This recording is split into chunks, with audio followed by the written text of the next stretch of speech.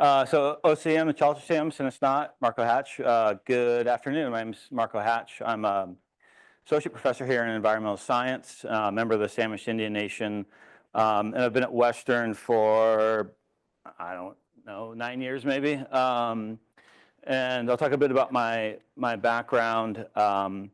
And the title of this talk is Attempting, and I put attempting in because I often give like kind of the Pollyanna version of how the partnership works. And I have some of that, but I'm ending with some of the structural changes that I think are things that I'm working on, or the aspects of this work that make it difficult and challenging.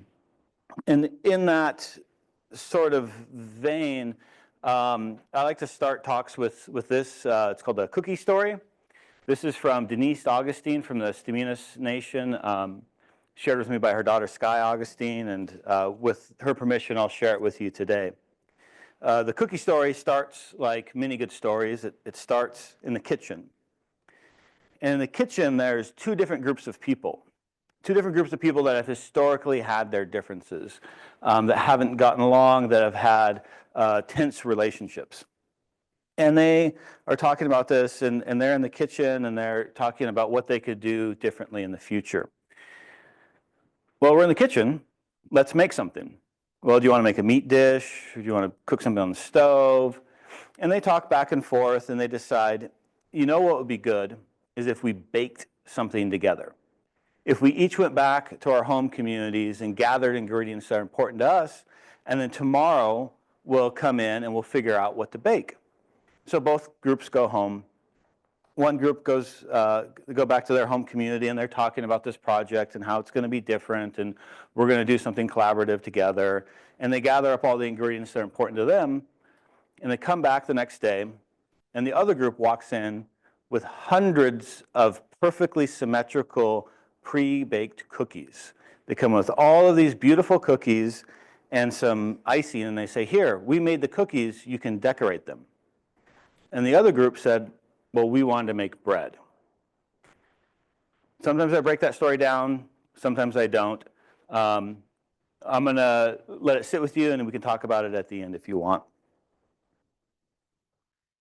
I actually started here at Western. I did my freshman year at Western, and then due to my stellar academic performance, I was not requested to come back. And so I went to Whatcom Community College, took a few years off. And then under the leadership of Ken Hansen here in the upper left, I had an opportunity to go back to school through a program the Samish Indian Nation was doing to have youth go out and work in the San Juan Islands, do ecological work, archaeological work, and kind of reconnect. And that provided funding for me to go back to school. Went to University of Washington, got a degree in fisheries, went down to San Diego, did my doctorate work with Paul Dayton as a kelp forest ecologist, and then came back and fresh out of grad school, I started working at Northwest Indian College on the Lummi Reservation. At that time, they were building the Salish Research Center, or what we later named the Salish Research Center, and I helped develop that program for about 4-ish years, 4.5 years, and then I moved over to Western as part of a partnership project between the two institutions, where here I have taught water quality and ecology. A few of you have taken my Indigenous resource management class, which is I'm not biased, but my favorite class, and marine conservation and a few other those types of classes. At Northwest Indian College was a really impactful place. The Salish Research Center is a standalone research center, still the only standalone research center within the TCU, Tribal College and University system. It's a 4,200 square foot research center. And so my first gig out of grad school was figuring out how to write grants and fund research and students. And we had a lot of fun there. And when I came to Western, we did a lot of partnership projects and still do, working with students at Northwest Indian College and Western. On the right here are two students, Alex Trejo from here and Mariah Holiday from Northwest Indian College, that both presented at a conference and both won Best Poster for their presentations. One of my kind of main research topics are clam gardens, also known in some communities as sea gardens. How many people have heard of a clam garden? Man, I should have taken a picture, geez. Okay, that was not true 10 years ago. I can tell you that. So clam gardens are these intertidal spaces that are from here all through coastal BC and southeast Alaska. People roll rocks to low tide line to terrace a beach, like you can terrace a hill to grow more grapes. The rocks in the front trap sediment that builds in and fills in the beach, creating a big flat, a big plateau right in the Goldilocks zone for clams. If butter clams live too high, they dry out and die. Too low, they get eaten by sea stars. So it's right in that perfect spot. This is a restored feature on Russell Island, and that's Jefferson M., who's a student at Northwest Indian College in here actually as well. He's Urington Paiute, but he's grew up on a farm, and so we needed seaweed flicked over the wall, and he knows how to operate a pitchfork, so we put him to work. Clam gardens range from down here all the way through, like I mentioned, Central Coast of BC and Southeast Alaska. And we really don't know the extent of the range. There's a lot of, every time we look, we find more. And so it's a really interesting area of research. And there's more complexities in Alaska with subsidence due to an earthquake, and in our area, sea level rise as well. But it's an interesting technology that's shared. It's done differently, and they all look a bit different, but shared amongst all these different communities. And so we're talking about, hundreds of different communities, many different language families and hundreds of different languages, all using a similar technology to increase productivity of clams and other seafoods. I often talk about viewing the world through the lens of a clam. I've changed that a bit to viewing the world through the lens of a clam garden. And one of the interesting entry points about clam gardens is you can approach them from many different angles. I'm an ecologist, so I look at how the ecological function of clam gardens works. What are the mechanisms that are at play by that type of tending and that type of modification? But communities are re-engaging with places that they've been often forcibly removed from. They're reconnecting, sharing stories that haven't been shared in generations. Other folks are looking at it as a rights and title issue. There's some interest around economic development and sustainable fisheries. There's interest around identifying these ancestral features and using them in conversations around rights and title. Particularly in BC, where the treaty system is a fair amount different. So there's all these different ways that people are engaging with these spaces, which I think is fascinating. And there's a bunch of us that have been doing this for a while. We have a Clam Garden Network, which is an informal group of about 6 to 9 of us. They've been working together for over 12 years now.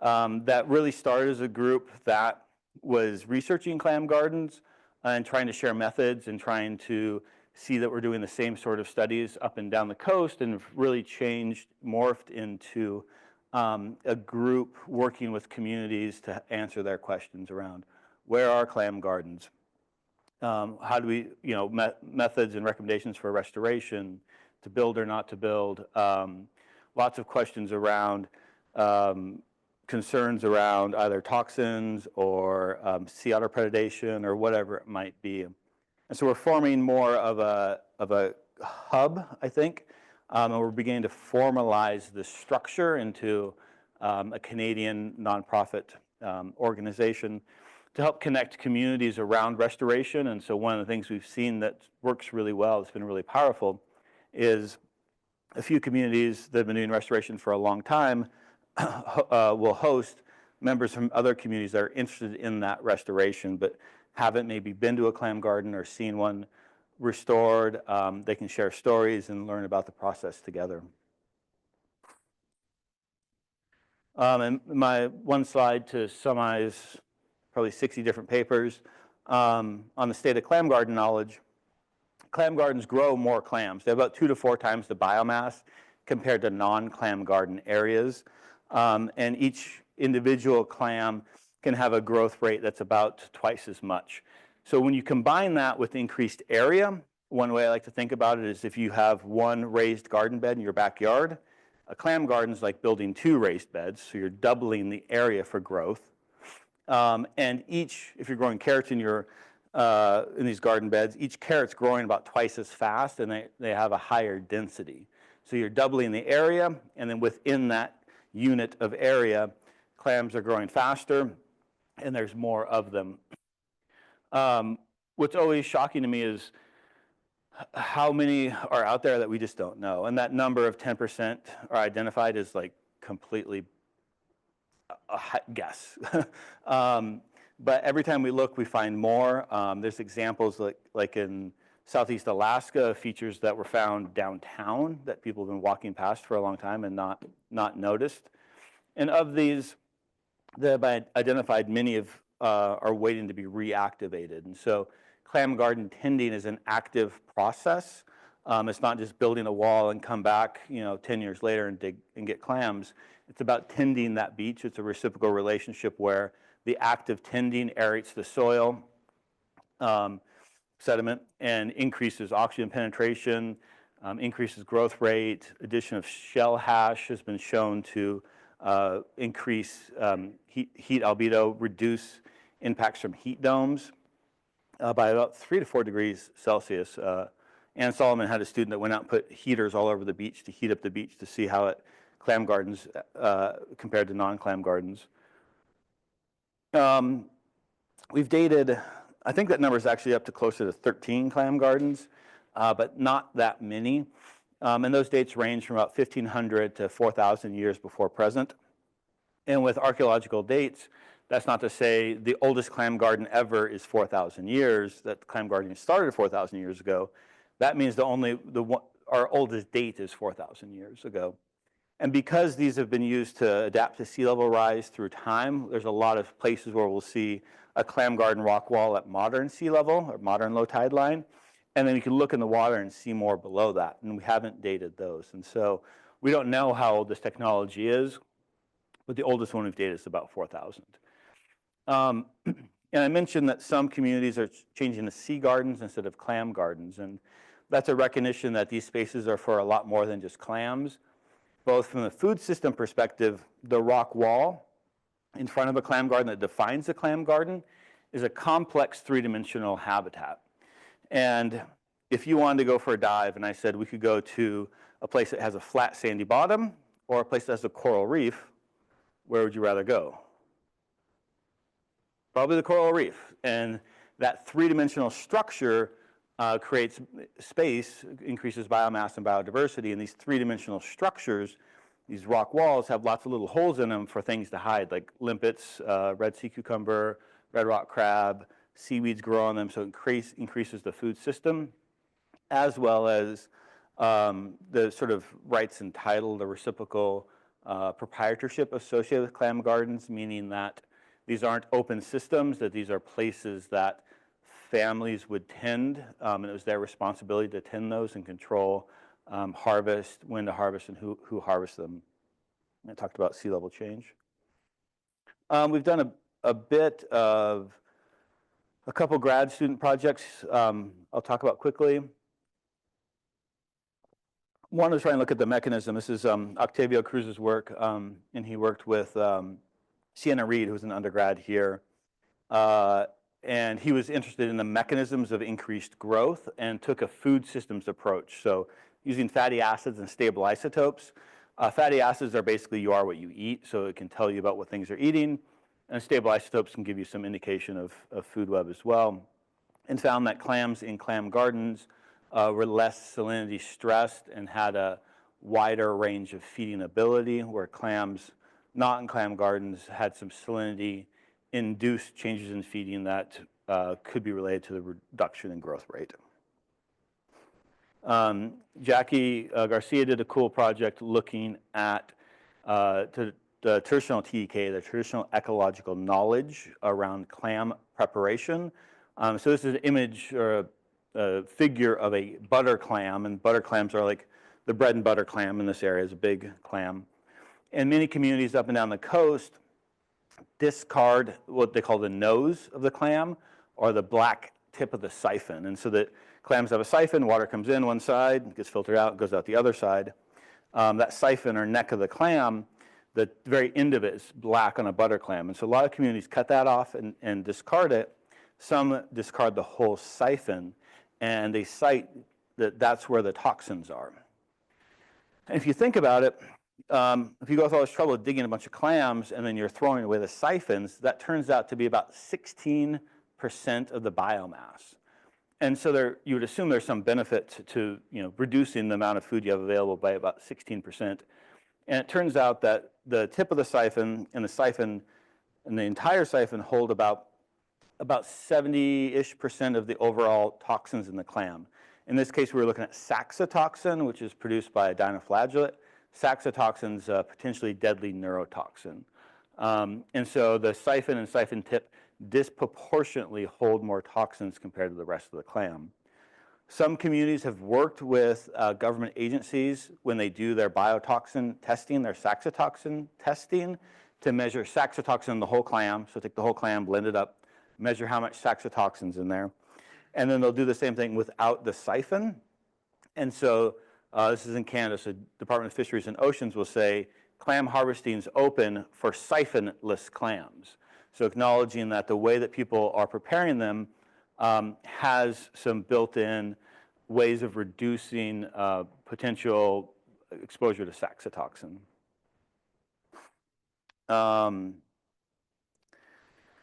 We have a project that Sam Kastner's leading, and his two grad students are here on clam gardens and climate adaptation. They just were signed up to present in the spring, so come back and hear more about that.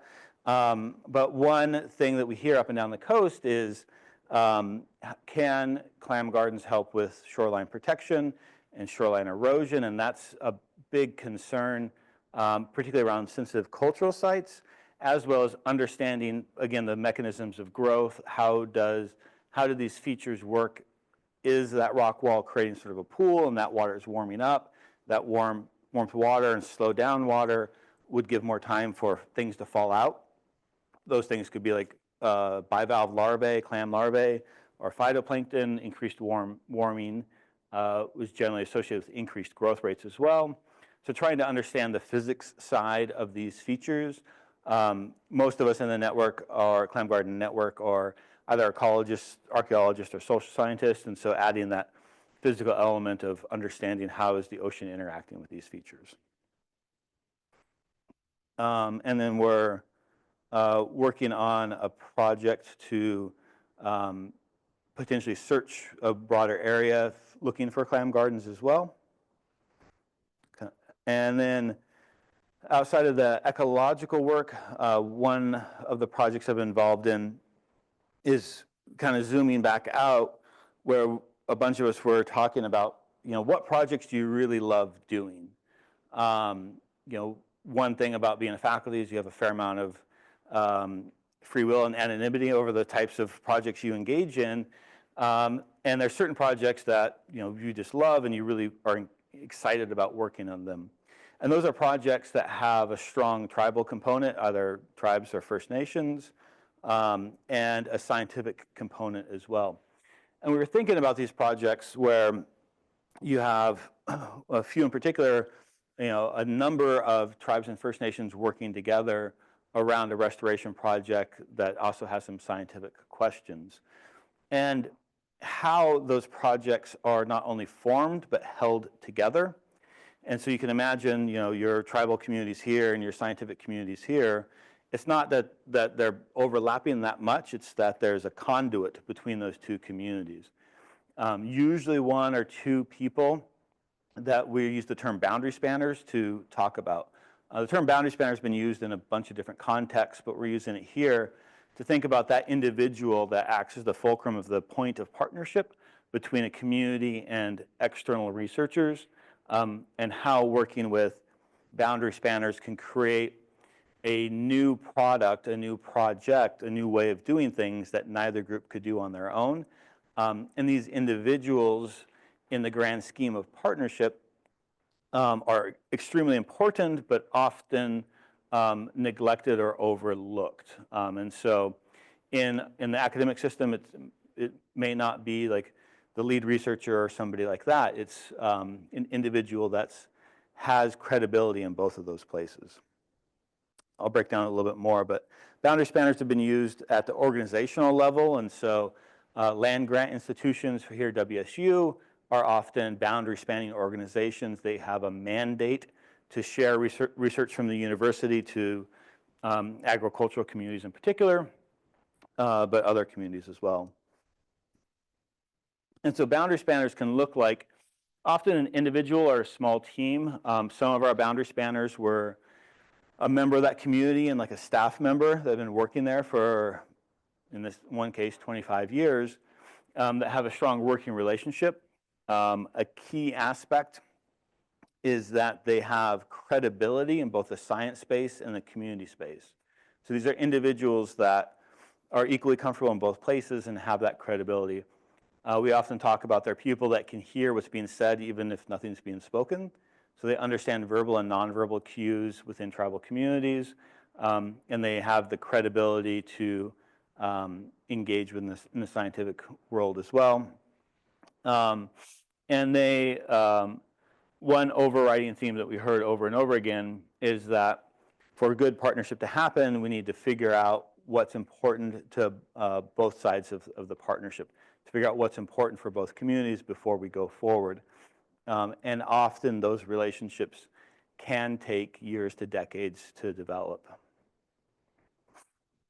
The boundary spanner has been also used in this idea of an equitable exchange, which is kind of a cold way of describing it, but that's what you have to do, I think, to get a new term published. But in essence, the equitable exchange is thinking about currencies. And so in the academic system, our currencies are pretty clear. All the pre-tenure faculty want to get tenure. To do that, you have to bring in some research money, write some papers, have students be successful, things like that.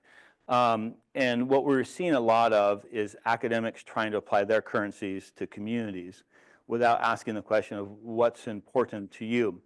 What are equivalent currencies within your community?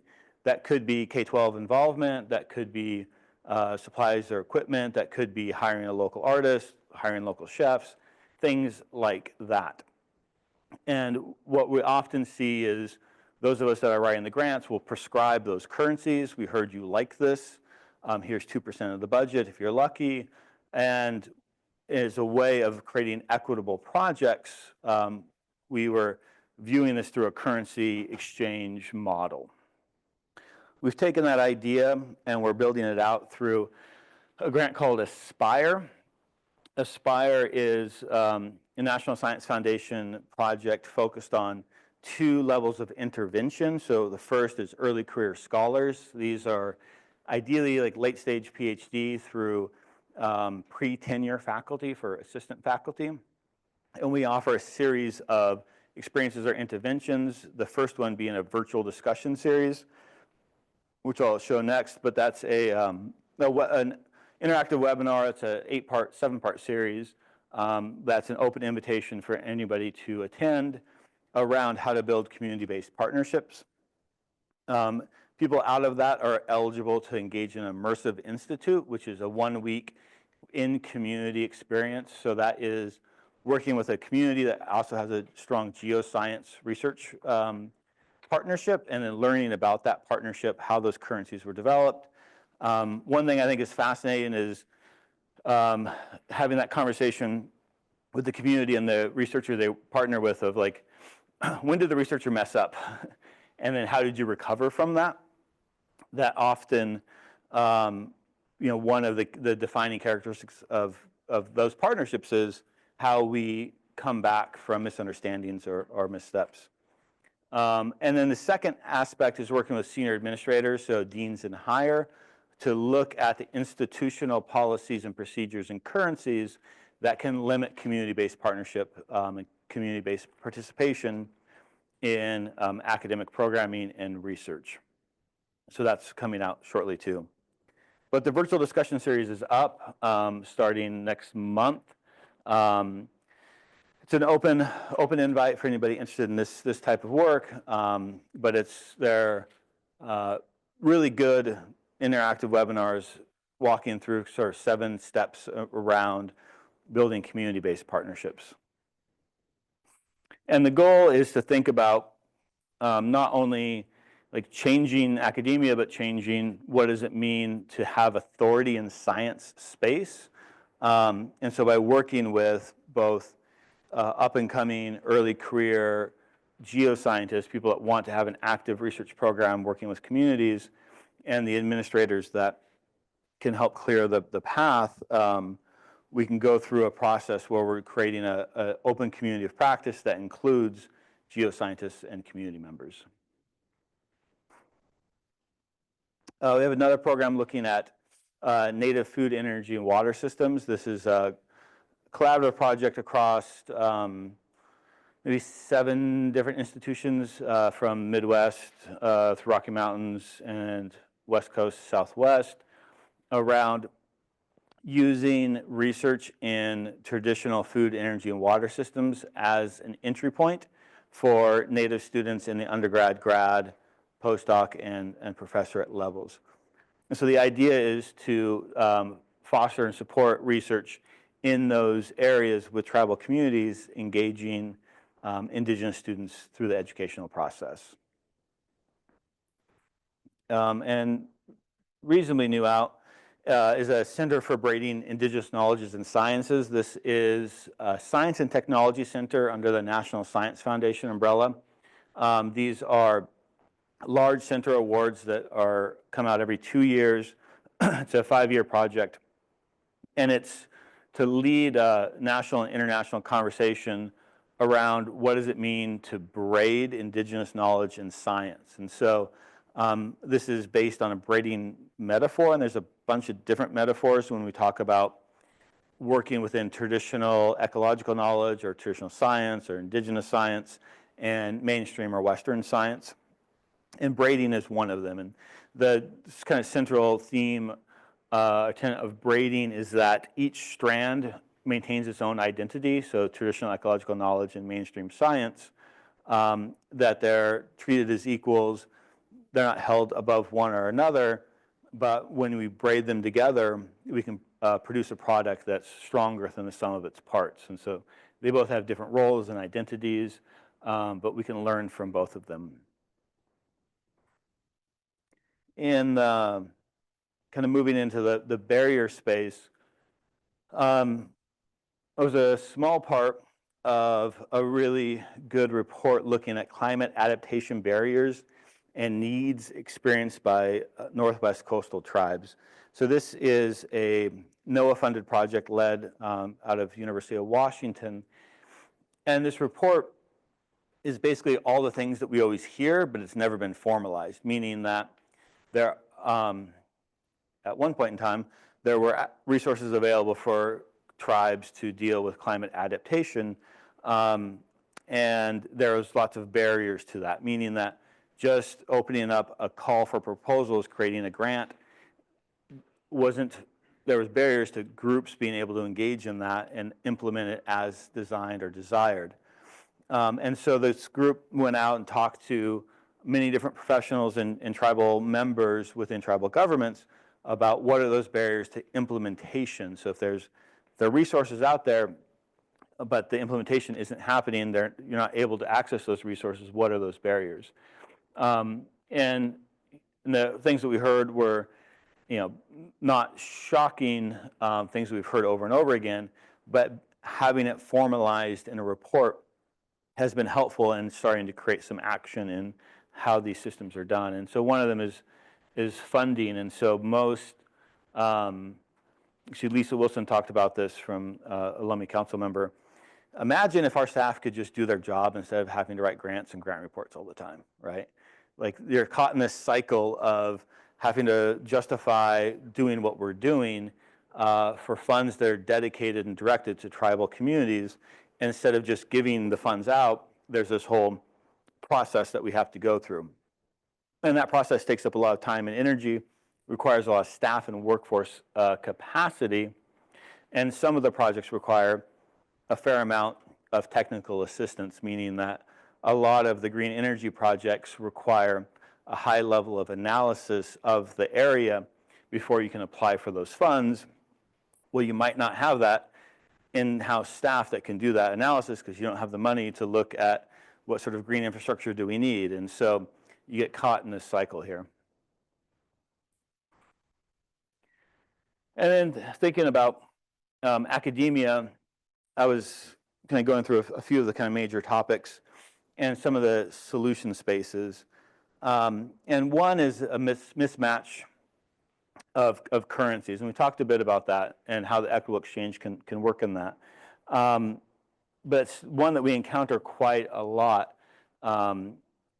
And thinking about what's important to that community, and particularly when it comes to equity, what does that look like in budget space? It's still, in large federal grants, there's an aspect of the grant called a broader impact, which is how is your work related to society or helping out society.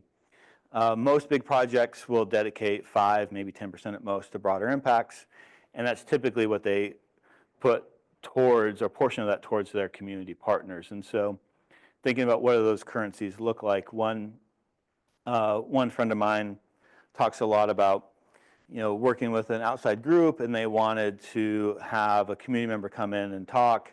And she's like, okay, well, what kind of honoraria are you going to offer them? And they're like, well, why should we do that? It's going to be good for them to come in and talk to us. And no, like it's kind of a one-sided exchange. So let's offer up some honorarium at least. And they gave out some low number. And she's like, well, how much do you make? And she's like, that's what you should pay them. Whatever you high-level PhD is making, you should pay at least that to whatever knowledge holder you're asking to come in, that their knowledge is equally as valuable as yours. One of the big traps we often see are short timelines, and that could look like a few different ways. The most common one is, so grants, when you apply for grants, called an RFP, a request for proposals. Those come out and you generally have 6 weeks to write your grant and submit it. And generally people will wait till about a week before it's due to go find a community to apply this project to. And so that's one form of short timelines. And the other one that I think is important in our academic context is thinking about student projects, which do occur on a different timeline, where they can actually be short or longer, meaning that a lot of communities will come and say, we have this need to do X, Y, and Z. And that might be something they need done this summer where it doesn't fit in our academic timelines. If it's a project I need a graduate student on, it's like, okay, well, I need to wait until applications are due, and then I need to select a student, and they need to start in the fall, and they have to go classes, and then they don't really start doing field work until a year and a half from now. And so there can be a mismatch between these timelines. But I think the really key best practice is investing in those relationships first. And so we can build out that understanding of timelines. There are people I can go to for a short-term letter of support because it happens that you just found out about this great grant and you need to apply for it. But we've already built that trust. They already know me because I've invested in those relationships. Cover page. I should have brought, well, there's some cover pages here. Let's see what we have. The cover page is a drone shot of Western. By cover page, I mean they want to take your community-based project and put it on their website. So the university employers, whoever you were working for, has a desire to publicize these partnerships. And that can come at a detriment. And so one of the things we're working on now with a lot of our groups is clear working agreements. And so if I share an image from our partnership, can I use your logo on our website? Having all of these agreements done in advance, because it is very common to see those partnerships plastered around and you're like, you probably should have talked to me first. And it's often done on the researcher side, not out of ill will, but just out of excitement about that project. And so we're really moving towards a system where we're developing clear working relationships and working agreements around What does that mean? How do we share out what we're doing? What sort of approval do you want for anything I share about this project? If I mention, your community and what we're working on, is there some verbiage you want me to use that you already have, that you've reviewed, that sort of thing. And there's a fair amount of bandwagoning, which can look a few different ways, which is, you're working with this group. Can I, write this grant and write them in? Barb Wilson calls it borrowing somebody's Rolodex. And that's where I think the boundary spanners can come in. And, if you're being approached for that, you're generally in a boundary spanner space, but that's part of your responsibility to that community is to protect from inequitable projects. And so there's lots of times I'll bring in external partners, additional partners, but this is something that tends to happen a fair amount. And in the budget space, there's both quantity and distribution. And so enough money, but also the distribution of that, meaning that there's a lot of things that we need to do to maintain these relationships and partnerships that fall outside of what's typically allowed to be included in the budget. So it's not an issue of quantity of funds, it's an issue of distribution. This can include lots of details around cultural gifts, providing food at events, all of these sorts of things, prepaying for travel, doing cash on hand honoraria or check in hand honoraria. All of these things can be barriers to be able to maintain those relationships. And for some of them, there are creative solutions around them. For others, they're more systematic. But both of those relate to a massive amount of administrative overhead. And I think that's every single step of that, like to purchase a gift is like 3 different e-sign forms.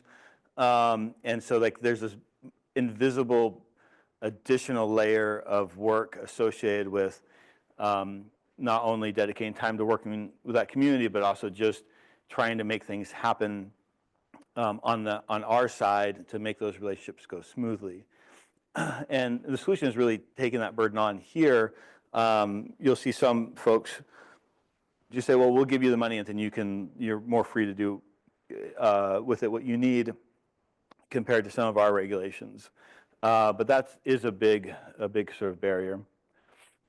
And another one I think of is often working with different communities. There's a push and desire, which is great, to think about what is the pipeline from that community to Western, meaning how can we also do recruitment in those spaces? And my answer is generally clean your house first, meaning that at Western, our incoming freshmen, we have about 0.4% are Native American compared to 1.3% is the graduating class from high school.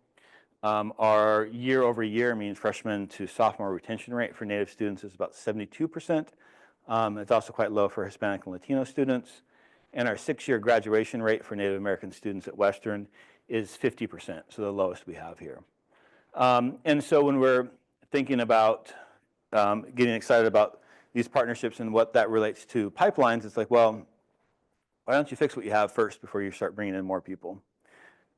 And I think that there's a relationship there and some solution space, particularly around what we've learned working with Indigenous students in STEM, that one of the most cited sort of foundational reasons that the students I've worked with persist in STEM is engagement in place-based research. And so by working on research that matters to a tribal community, it relates to increases retention of Indigenous students within academic institutions. And that's been solidified and codified in a number of institutions across the country through Indigenous research centers. And so these are centers within the institution that are focused on maintaining tribal relationships both around research and with those communities, offering outreach as well, but are the center or the hub of a formalized structure of where that happens, where the part of the institution that is dedicated to spanning the boundary between the institution itself and neighboring tribal communities. And here at Weston, we have some bright lights. That picture is actually, I think, a month old now, but the longhouse is going up. If you drive up towards the Arboretum, there's a fair amount of construction happening up there. That was came about, and it's actually worth sharing. I don't know how many students know this. That came about from NASU, the Native American Student Union, in 2015 or 16. Do you remember, John? It's around then. The Native American students got together and wrote a letter with demands, requests, however you want to word it. And one of those was a longhouse. One was a tribal liaison, which is now Laurel Blue, and a number of other things. And I think it's a really inspiring example of students in collective making positive change. When Laurel was hired, she took that letter as her direction,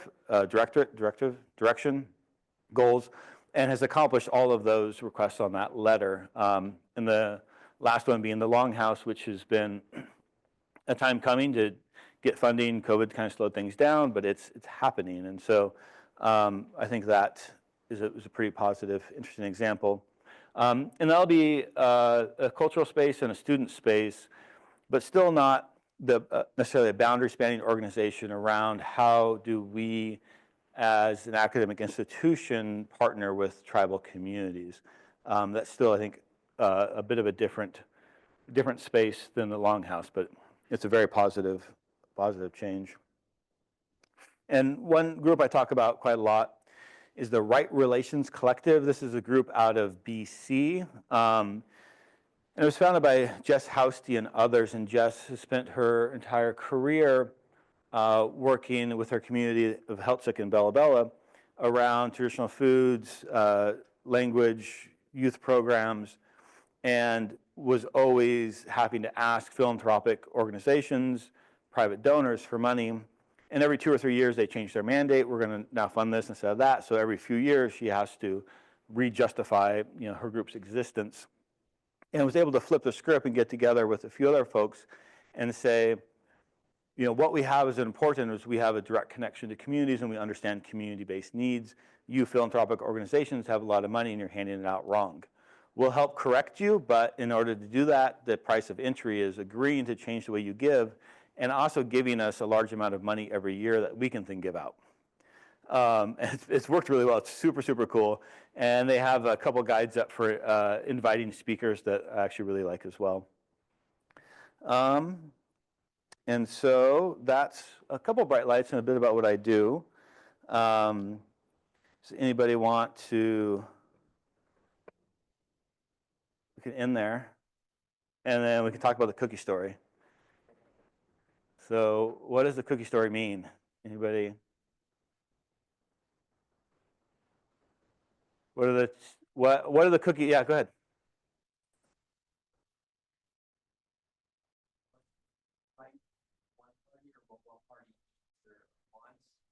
Is not necessarily what everyone wants. Like the end goal is different.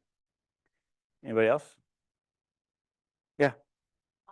The party that brought pre-made cookies to something they were supposed to do together was refusing to engage on a meaningful level.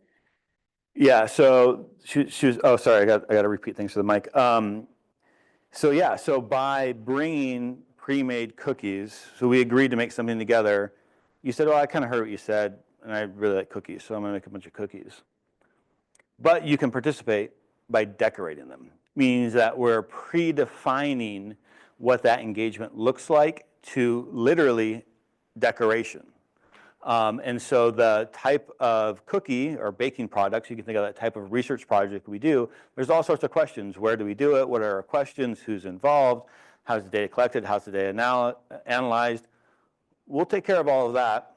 Can you just put a little cedar hat on our project, right? That's effectively what's happening. And you could think about it as also the loss of an opportunity, because if they baked something together, by definition, that'd be something they couldn't bake by themselves. And so by doing that, they also limited the discovery space. They limited the ability for us to open up new ways of understanding or thinking about the system differently, as part of the cookie story. Questions? Yeah. Two-part question. Yeah. The first question is, you're saying attempt at the center, what does that mean? And also as far as the clam gardens, right? Mm. As far as conservation with global warming, Mm. yes, what, climate change, Yeah. constant wildfire threats, you have protection measures. Obviously, clam shells are very important. Yeah. You have these measures in place advanced in case something happens. Yeah. Well, so what was the first question? It's about centers? Say attempt at the center. The center Uh, title. Yeah. What does that mean when you say centering? I got you. Yeah, so the title meaning, instead of having Indigenous partnership on the side of what we're doing, that would be foundational to the project. Start with and taking direction and leadership from tribal partners. The climate change one's been a big one. There's moves to think about clam gardens because they're physical walls as ways of counteracting, adapting to sea level rise. And there's some evidence that they'll provide some protection from extreme weather events, these heat domes that we've experienced. But when we're thinking about things like ocean acidification, the larvae are floating around, and that's generally where they're getting out in the pelagic environment, out in the open water, and that's generally where they're getting attacked most by ocean acidification. So, they've been used for thousands of years. We've had climate variability change for thousands of years, but it's not going to solve everything. Yeah. Yeah. About when talk about engaging tribal community. Obviously, there's a tribal community and then there's tribal government. And it seems like oftentimes connecting with community, you're often connecting with government officials who are working in various departments, things like that. So I'm curious, working a bit in this, but also your experience of the difference of connecting with a community member or connecting with someone who might work in. Maya asked the question about the difference between connecting with community and people that work for the tribe. To repeat it for Zoom. Yeah, so you see that a lot, and it's hard because if I work with a individual and that individual happens to be a member of a tribe, I'm not working with the tribe, I'm working with my friend Joe. And so those are different things. Often, the kind of the best example, the best model I've seen is the Kurok tribe from Northern California, and they're very explicit in what partnership looks like. And so if you're an external entity and you want to work with them, it has to go through levels of government for the project to be approved, starting with the department on up through Senate. A couple other tribes around here work the same way, but what they do that's different is for every external partnership, there has to be one staff, that's the point person, and one community member. And so you have to have a direct line to the community and a direct line to the governmental structure.